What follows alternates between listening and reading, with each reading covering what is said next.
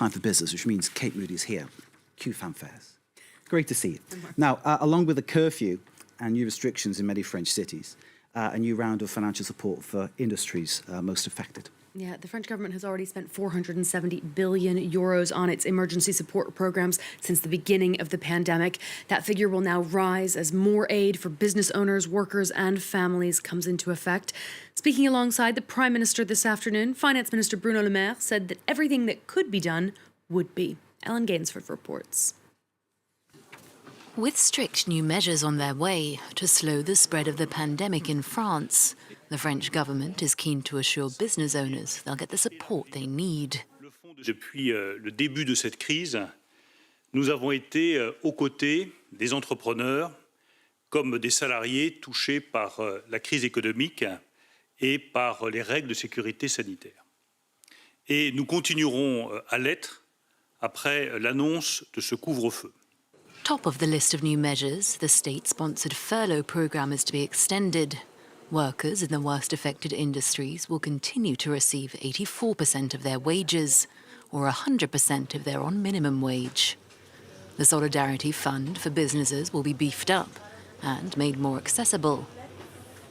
Businesses in any sector with fewer than 50 employees who've lost more than 50% in revenues in comparison to the same period in 2019 will get up to €1,500, while those in the hardest hit areas, including hotels and restaurants, can apply for up to €10,000 a month from the Solidarity Fund if they've lost half of their revenues.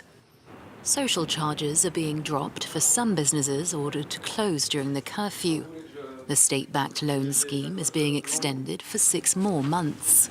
And direct loans from the government will be made available to the companies that are struggling the most until next June.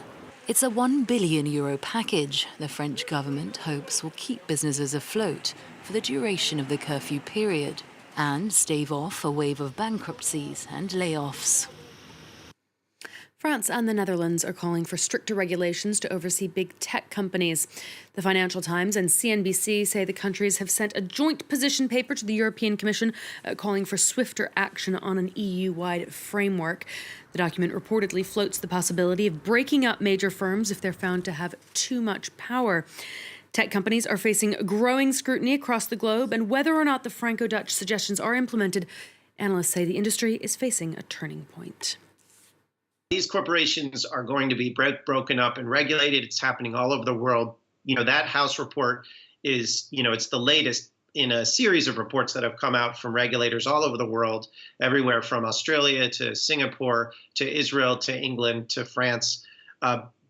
These guys are too powerful. Everybody knows it. There are a lot of different questions about how to regulate them or what to do, but there's going to be a lot that's going to happen to make these corporations safe for democracy. The number of Americans seeking unemployment benefits rose sharply last week to the highest level since mid-August. The Department of Labor reported just under 900,000 new applications. That's 50,000 more than the previous week.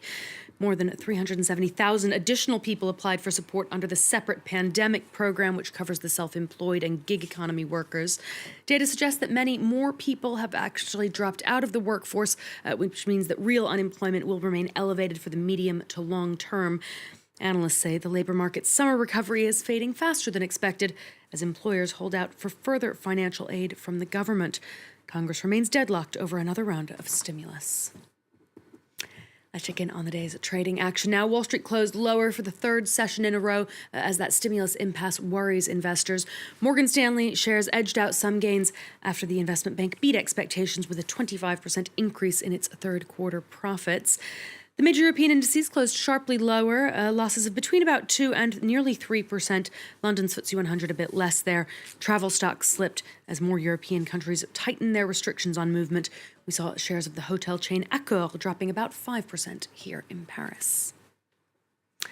Well, shares in the record company of the Korean pop sensations BTS have more than doubled in value on their first day's trading.